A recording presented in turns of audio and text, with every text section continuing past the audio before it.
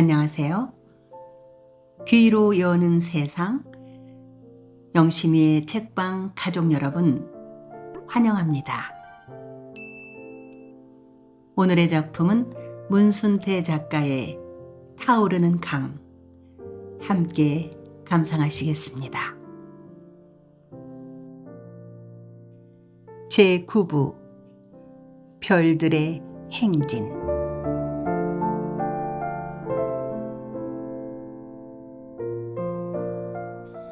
저 집에서 걱정하실 테니 전화라도 해야지요. 조선애가 양만석과 백석을 번갈아 보며 조심스럽게 입을 열었다. 이렇게 하여 양만석은 백석이를 그들의 단칸 신혼방으로 데리고 가서 하룻밤을 재웠다. 그리고 다음 날 양만석은 백석과 함께 우체국으로 갔다. 양만석은 금성관으로 전화 신청을 해놓고 백석이와 나란히 딱딱한 나무 의자에 앉아 기다렸다. 그는 40분쯤 지나서야 마금례와 통화할 수 있었다. 간단히 안부를 묻고 나서 백석이에게 송수하기를 바꿔준 그는 우편국 밖으로 나와서 기다렸다.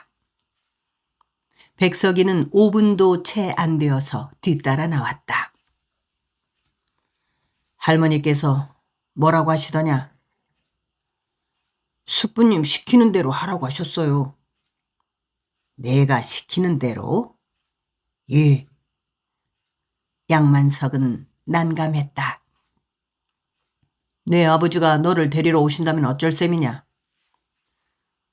제 의지는 확고하니까 만나서 잘 말씀드리고 이해시켜드려야죠.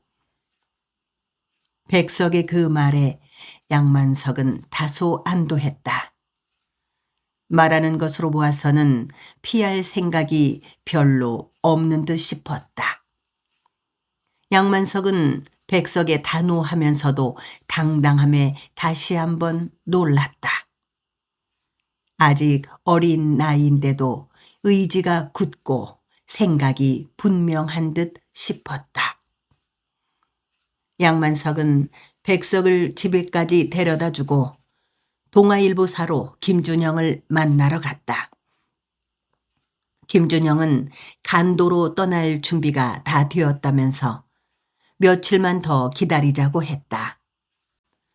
해넘이 무렵에 집에 돌아와 보니 백석은 방에 배를 깔고 엎드려서 책을 읽고 있었다. 백석이 읽고 있는 책은 놀랍게도 양만석이 광주에서 가져온 고토쿠 슈스이가 쓴 사회주의 신체였다. 그 책은 양만석이 일본에 유학 가서 맨 처음 읽었던 사회과학 서적이었다. 그는 이 책을 읽고 나서부터 사회주의에 빨려들기 시작했다. 너 지금 무슨 책을 읽고 있는 거냐? 양만석은 백석이가 읽고 있던 책을 보며 물었다. 백석은 양만석의 경직된 표정에 움찔 놀라면서도 다소 의아해하며 마주보았다. 책을 읽는 게 뭐가 잘못이냐고 따져 묻는 듯한 눈빛이었다. 아직은 내가 읽을 책이 아니라. 그러면서 양만석은 그가 동경에서부터 가지고 다녔던 서적들을 한데 모아 보자기에 쌌다. 그 책들은 양만석의 삶을 바꿔놓은 것들로 그동안 소중하게 간직해 왔었다. 그 책을 읽으면서 이상세계 건설을 꿈꾸었고 세상을 변화시켜 보려는 결심을 하게 된 것이다. 다음 날도 그 다음 날도 백석의 가족에게서는 아무 연락도 없었다. 백석이 어디에 있다는 것을 알게 되면 즉시 데리러 올 줄로 믿고 있었던 양만석은 의아스럽기만 했다. 그는 장계동이한테 아무런 기별이 없다면 백석을 간도로 데려갈 수밖에 없다고 생각했다. 백석도 할머니가 아니면 아버지가 그를 데리러 서울에 올라올 것으로 짐작하고 있는 눈치였다. 백석은 꼼짝하지 않고 방 안에 처박혀 책을 읽고 있었다. 그가 읽고 있는 책은 여전히 사회주의 신체였다. 양만석은 그날 김준형, 안광철과 만나서 점심을 함께 하기로 약속이 되어 있어 11시쯤에 집을 나섰다. 참, 저 책들을 어쩌지? 집을 나서다 말고 양만석이 다시 들어와서 조선애한테 물었다. 가져가요. 광주 청년회 회원들이나 청년학원 학생들에게 필독을 권했던 책들이라면서요. 백석이도 읽고 나도 시간이 나면 읽고 싶어요. 또 간도에 가져가면 읽을 사람들 있겠죠. 조선애가 말했다. 제가 몇 권 가져가도 될까요? 백석이 양만석의 눈치를 살피며 조심스럽게 물었다. 아직은 내가 읽을 책들이 아니라고 하지 않았더냐? 양만석은 단호하게 말하고 버릇처럼 회중시계를 2번씩이나 거듭 꺼내 들여다보며 집을 나섰다. 그는 남산길을 내려가면서 책을 어찌해야 좋을지 생각해 보았다. 그는 그 책들을 읽으면서 세상을 보는 눈이 달라졌고 새로운 세상을 꿈꾸었었다. 이상세계를 꿈꾸는 동안 자신이 새롭게 변화하고 있다는 것도 알았다. 그리고 비로소 삶의 목표를 찾게 된 것이었다. 그랬던 그가 지금 자신을 변화시켰던 그 책들을 어떻게 처분할지를 걱정하고 있는 것이다.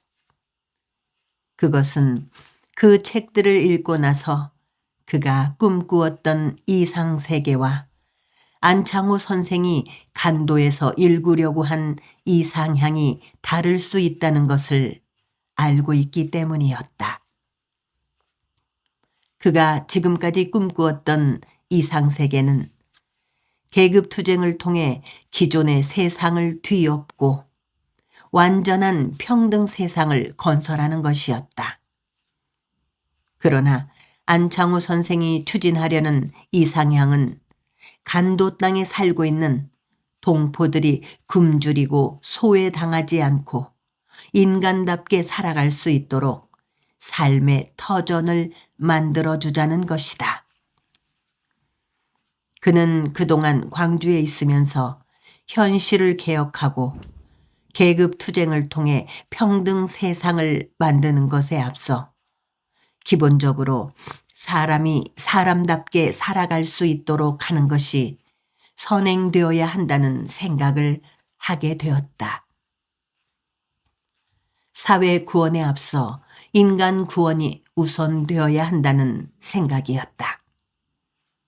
그것은 나환자들을 돕는 최홍종 목사나 거린들을 내 몸처럼 돌보는 서서평 여사, 그리고 요릿집을 경영하여 번 돈으로 불구자들을 위해 숲실 사랑이라는 수용시설을 꾸려나가는 마금녀의 삶을 통해서 깨닫게 된 것이다. 세상을 변화시키는 것도 중요하지만 병들고 굶주림으로 고통을 겪고 있는 사람을 구제하는 것도 매우 뜻있는 삶이라는 것을 알게 되었다. 그로부터 사흘 후 양만석과 조선애는 간도로 떠나기 위해 아침을 먹은 다음 서둘러 백석과 함께 서울역으로 나갔다. 10시에 출발하는 중국 장춘행 기차를 타기 위해서였다. 부산에서 장춘까지 가는 기차가 하루에 한 번 있었다. 그들은 새로 장만한 살림살이며 광주에서 가져온 것들을 모두 버리고 각자 작은 가방 하나씩만 들었다. 가방 안에는 옷가지가 들어있을 뿐이었다. 책이 가득 든 배낭을 메고 역으로 가는 동안 내내 백석은 버릇처럼 모자를 쓰지 않은 자신의 머리를 매만졌다. 양만석이 전날 이발소에 데리고 가서 머리를 빡빡 깎아버렸기 때문이다. 이틀 전 양만석은 개동이한테 전화를 하여 백석을 데려가라고 했다. 개동은 데려가라는 말 대신 백석이를 잘 부탁한다고 했다. 양만석은 하는 수 없이 백석을 간도까지 데려가기로 했다. 양만석과 조선의 차림새도 여느 때와는 달랐다. 두 사람은 일본에서 귀국할 때의 모습 그대로였다. 조선에는 동경 유학생으로 보이게 하려고 머리를 자르고 베이지색 투피스 양장에 단화를 신었다. 양만석은 양복 위에 망토를 둘렀다. 모자를 쓰지 않은 하이칼라 머리에는 기름도 발랐다. 그는 이럴 줄 알았으면 광주에서 모표가 달린 사각모를 가져올 걸 그랬구나 싶었다. 학생증은 잘 챙겼죠? 새로 지은 서울역사가 마주 보이는 큰 길에 이르자 양만석이 잠시 걸음을 멈추고 조선애를 돌아보며 물었다. 동행하기로 한 이경수로부터 기차 안에서 불심 검문을 하거나 국경을 통과할 때 학생증을 제시하면 쉽게 통과할 수 있다는 말을 들었기 때문이다. 검문을 당하게 될 경우 양만석은 논문을 쓰기 위해 중국 역사 답사가 목적이고 조선에는 음악회 초청을 받은 것으로 답변하기로 했다. 역에 당도해보니 김준영과 안광철이 먼저 나와 있었다. 이경수는 보이지 않았다. 안광철은 사각모까지 쓴 대학생 차림 그대로였고 김준영은 감색 신사복으로 반지르르하게 몸치장을 한 데다가 중절모까지 삐뚤음하게 썼다. 두 사람 모두 가벼운 손가방 하나씩 들었을 뿐이었다. 양만석은 백석을 불러 두 친구에게 인사를 시켰다. 이미 백석에 대한 이야기를 얼추 들어 알고 있는 두 사람은 머리를 쓰다듬고 손을 잡아주며 반갑게 대해주었다. 여기에 도착하여 20분쯤 지나서 이경수가 나타났다. 그들은 변장을 하고 나타난 이경수를 첫눈에 알아보지 못했다. 두루마기 한복 차림에 수염을 기르고 안경을 낀 노인이 다가와서 안광철에게 아른 체를 해서야 비로소 그를 알아볼 수가 있었다. 그들은 일행으로 보이지 않게 하기 위해 눈빛을 마주쳤을 뿐 멀찍이 따로 떨어져 기차 시간을 기다렸다. 잠시 후 승차를 했을 때도 그들은 미리 약속했던 대로 각기 적당한 거리를 두고 따로 떨어져 좌석을 잡았다. 조선애와 백석만이 출입구에서 가까운 곳 같은 좌석이었고 양만석은 조선애와 등을 마주하고 앉았다.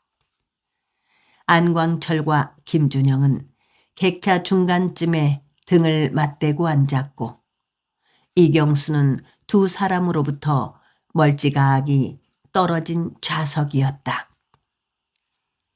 마침내 장춘행 기차가 서서히 움직이기 시작했다. 기차가 절벙거리며 역 구내를 미끄러져 나가기 시작하자 양만석은 차창 밖으로 시선을 옮겼다. 그는 서울 거리의 모습 하나하나를 가슴속 깊이 담기 위해 되도록 시선을 멀리 던졌다.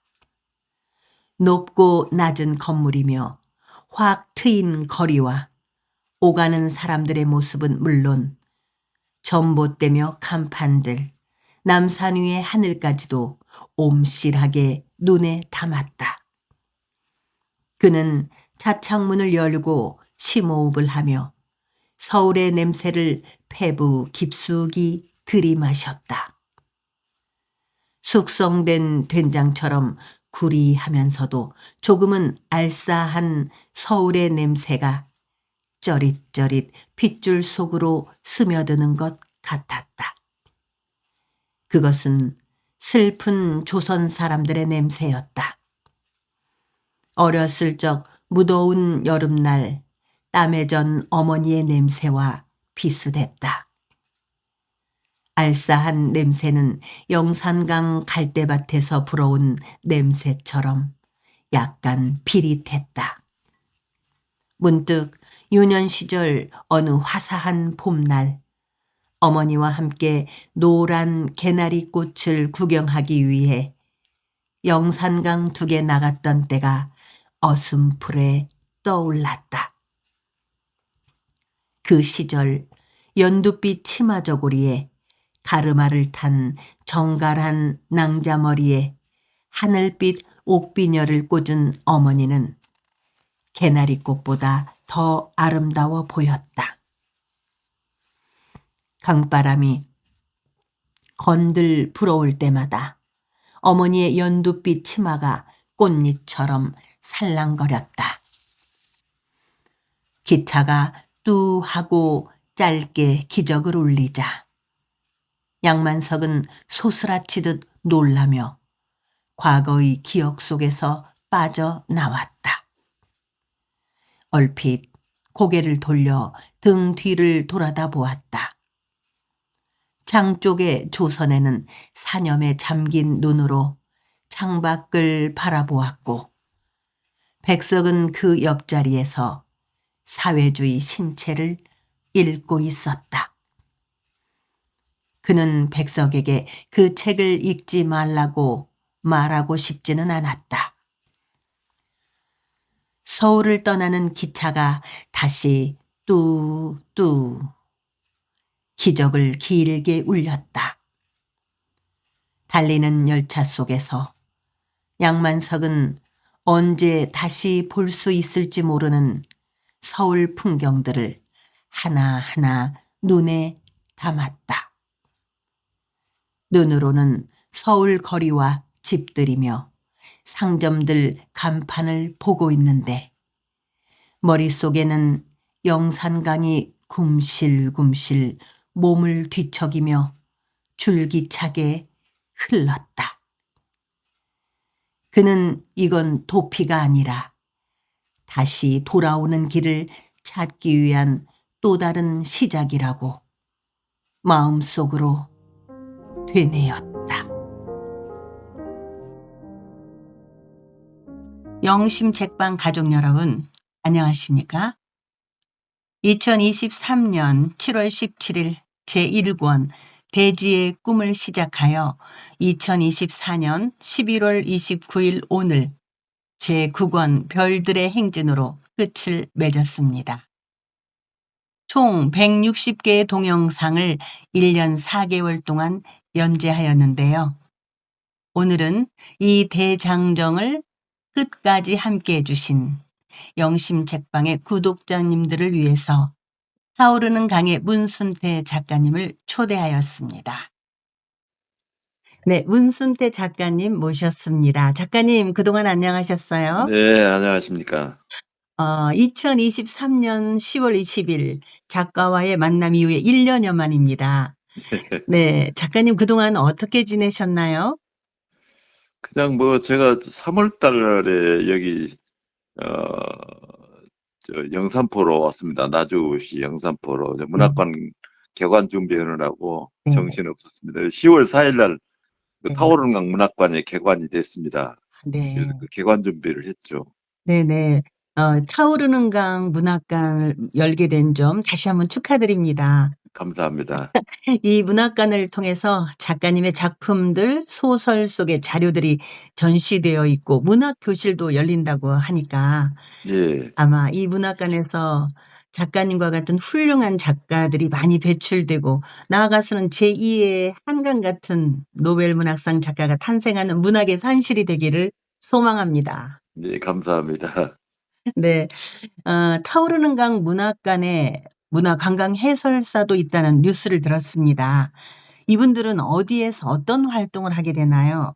예, 해설사 그동안 6개월간 공부를 했어요. 해설사 공부를 했는데, 네. 그 지난 주일에 마쳤습니다. 교육을. 그래서 이분들은 주로 이제 타오르는 강 공간, 그러니까 그 배경, 현장 답사를 하는데 이제 해설을 해줄 겁니다. 이제 앞으로 타오르는 강 인문학 기행을 할 거거든요. 네네. 예, 그러면 이제 이 해설사분들이 이 작품 내용뿐만 아니라 이제 현장에 대한 해설, 그러니까 작품과 연관성 있는 그런 공간에 대한 설명을 쭉 할 겁니다. 구독자 여러분께서 문화관광 해설사와 함께하는 타오르는 강 인문학 기행을 꿈꿔볼 수 있겠네요. 이 예, 부분도 정말 축하드립니다. 감사합니다. 네, 소설 타오르는 강 제8부와 9부는 주로 광주가 무대가 되어서 광주 그렇습니다. 학생 독립운동을 이야기하고 있는데요. 예, 이야기는 웅보의 죽음이 끝나는 게 7부죠. 예. 네, 그 마감하지 않고 여기에 광주 학생 독립운동을 넣고자 하는 특별한 이유가 있었나요? 예, 이제 사실 처음에는 7권으로 마감을 하려고 그랬는데, 네, 이 영산강의 역사가 이제 동학부터 또 목포 개항, 그리고 이제 한말 의병, 그리고 또 이제 궁산면 농민운동 사건이라고 유명한 농민운동 사건이 있거든요. 여기 나주에 네. 농민운동 사건. 그러고 보니까 또 여기가 광주 학생 독립운동 발발지더라고요. 그래서 광주 학생 독립운동 사건도 포함해야 되겠다는 생각을 갖고 있었는데 그 자극을 준 것은 제가 자료를 보니까 광주 학생 독립운동 사건에 대한 단편 소설 한 편도 없더라고요. 시 한 편도 없고 전혀 문학 작품이 없었어요. 그래서 이걸 소설로 형상화해야 되겠다 생각을 했는데 또 자료도 없더라고요.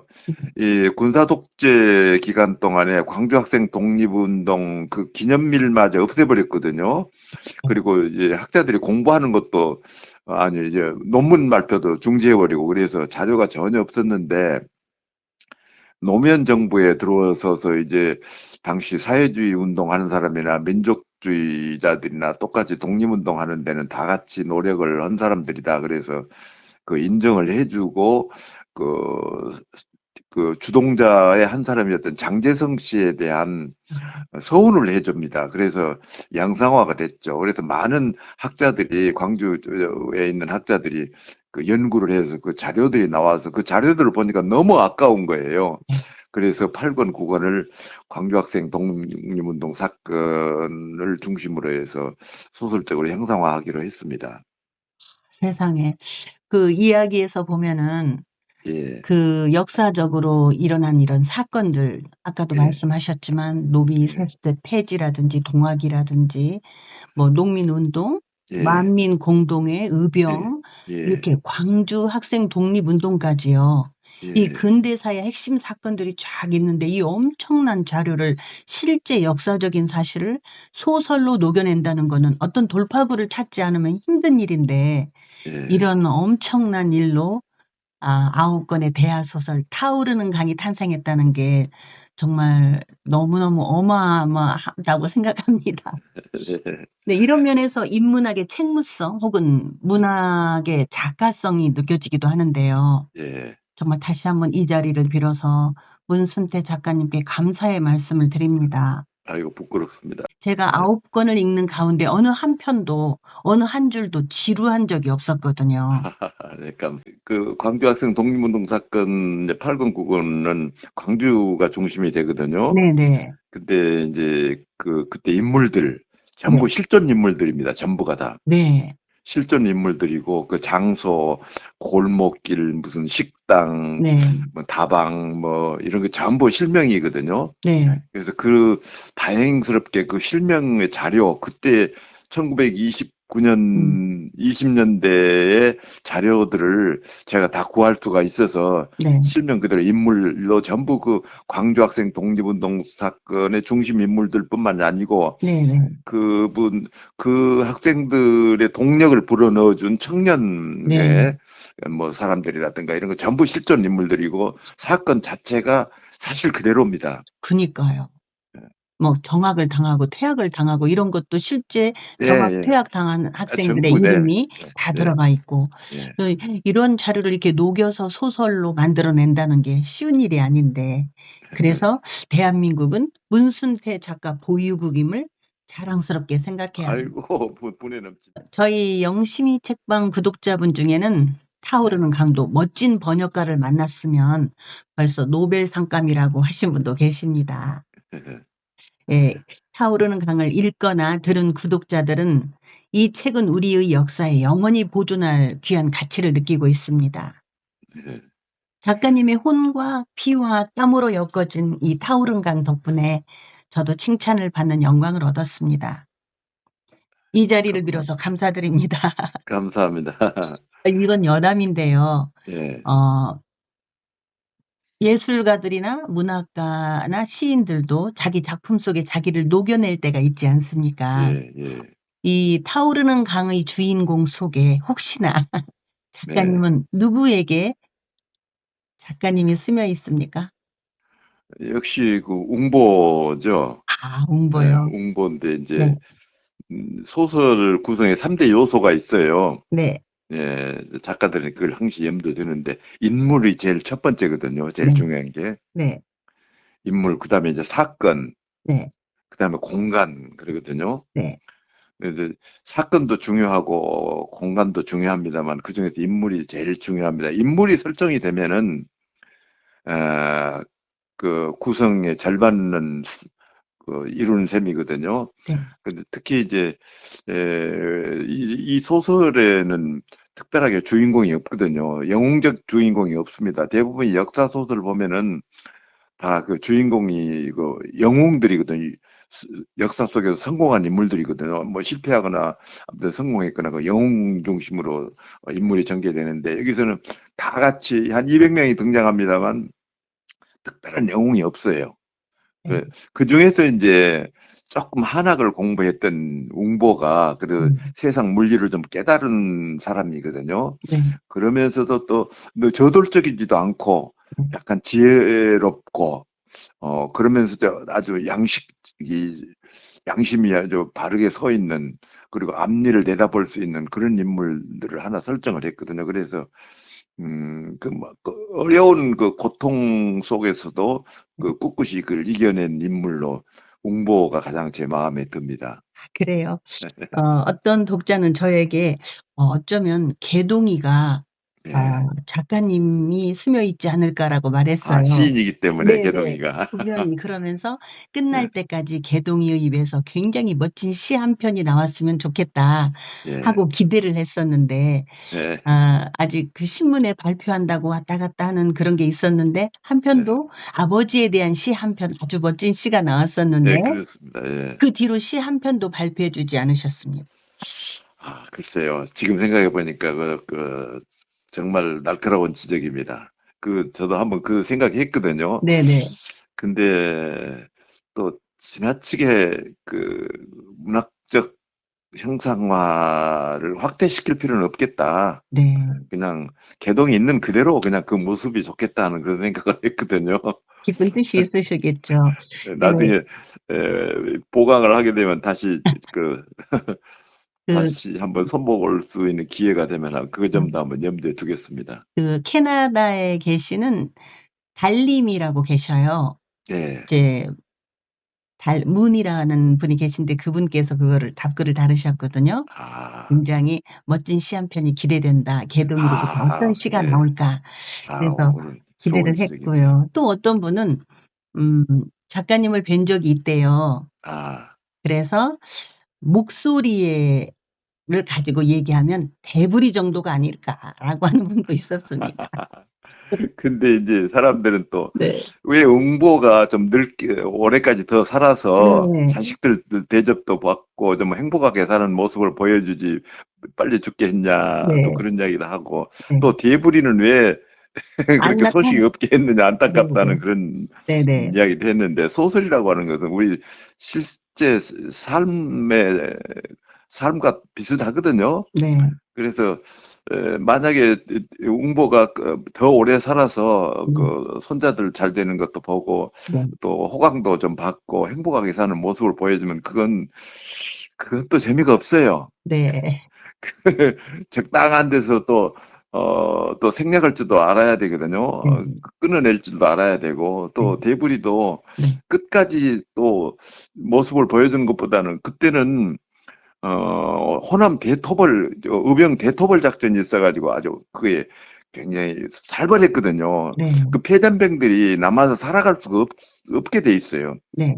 그러니까 그 폐잔병들은 전부 살아남기 위해서 북간도로 가서 네. 결국 만주 땅으로 가서 독립군이 되거든요. 네. 근데 그 독립군의 소식은 또 여기서 쉽게 알 수가 없어요. 그쵸. 핸드폰 예, 있는 그래서 것도 저는 이제 아니고. 나중에 한번 등장시킬까 하다가 네. 제가 과감하게 잘랐습니다. 그러셨어요.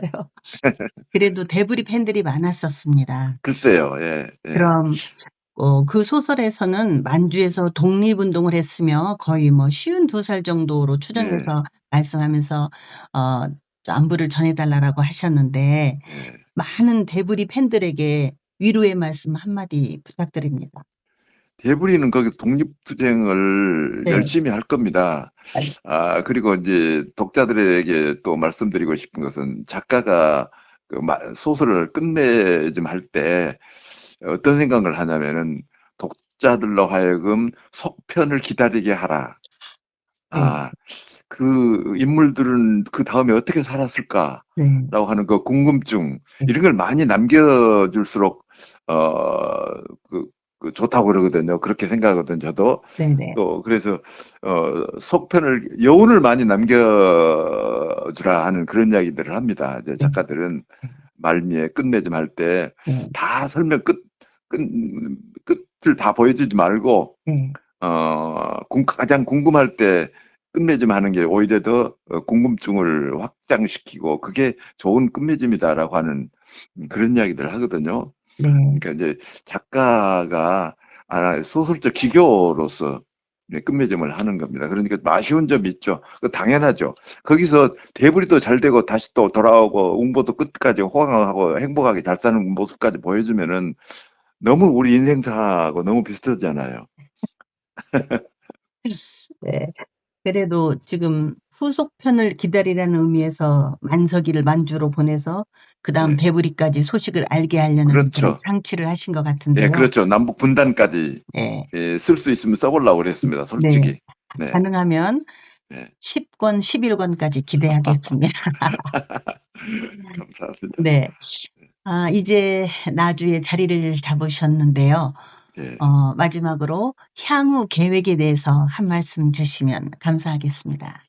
제가 이제 나이도 많고, 우리 나이로 올해 이제 85이거든요. 네. 그러니까 이제 기억력도 많이 떨어지고, 네.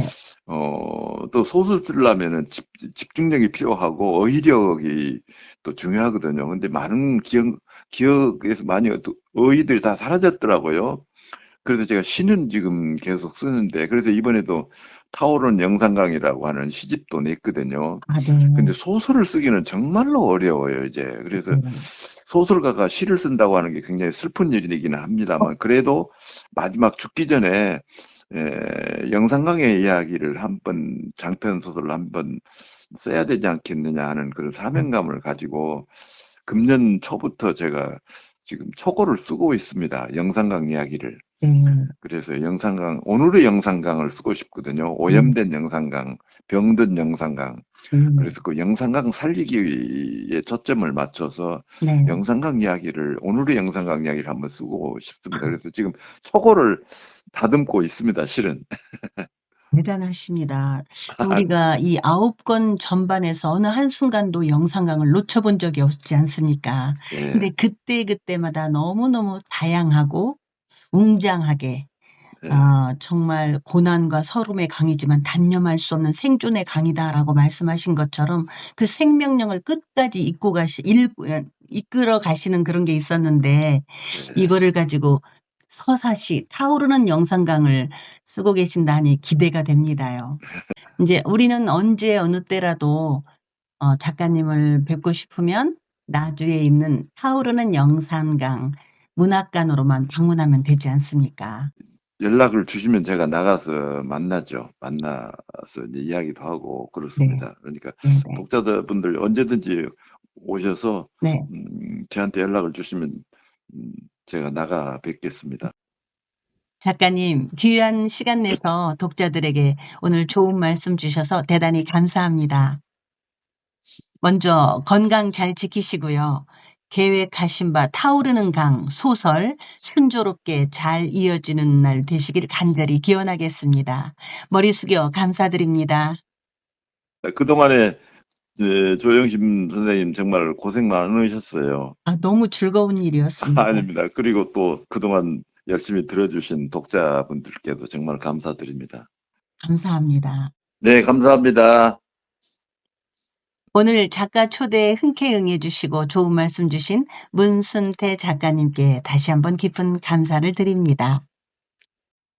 타오르는 강은 우리나라의 노비 세습제가 폐지된 1886년부터 광주 학생 독립운동이 발발한 1929년까지 영산강을 배경으로 나주와 목포, 광주, 인천 등 광범위한 공간과 시대적 배경 안에서 꿋꿋하게 삶을 개척해가는 당시 민중들의 삶을 역동적으로 그린 소설이라는 평을 듣고 있습니다. 영산강, 한과 고통, 그리고 희망이 함께 흐르는 곳. 이 소설을 낭독하는 동안 문장들이 아름답고 고급스러워서 참 행복했습니다. 민중들의 아픔에 분노했습니다. 일제 식민 치하에 절망했습니다. 그리고 학생 독립운동에서 희망을 보았습니다. 문순태 작가는 영산강은 고난과 서름의 강이지만 단념할 수 없는 생존의 강이다. 그 강은 고향 아닌 곳을 고향으로 만들기 위해 뿌리를 내려서 몸부림치던 사람들의 벌판을 가로질러 흘러간다고 말합니다. 그동안 타오르는 강을 끝까지 함께 해주신 구독자 여러분 고맙습니다. 영심책방은 앞으로도 계속 새로운 문학 작품을 선보일 것입니다. 언제나 함께 해주시면 감사하겠습니다. 감사합니다.